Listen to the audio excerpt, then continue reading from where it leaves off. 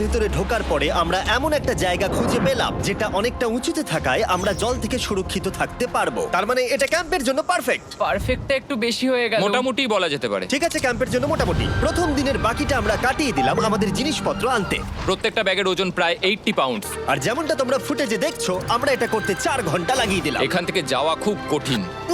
তারপরে আমরা সবাই বেস ক্যাম্পে ফিরে গেলাম। ঠিক আছে, আমরা এখানে লাইট লাগিয়ে দিলাম। আমাদের সব জিনিসপত্র হোম বেসে চলে এসেছে।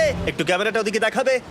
ওদিকটা কিন্তু ভয়ানক অন্ধকার, আর সবসময় এরকমই থাকবে। তাই আমরা ক্যাম্পিং গ্রাউন্ডের জন্য খুব বেশি কিছু করতে পারলাম না। কটা ফুটো করে দড়ি টাঙিয়ে দিলাম। এটা ধরো আর ওঠো দেখি।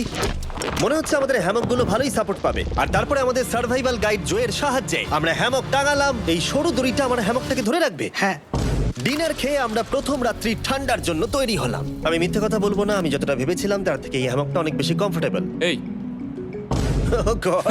আমি তো আমার চমকেই হাতটা তো গেছিলাম। বড়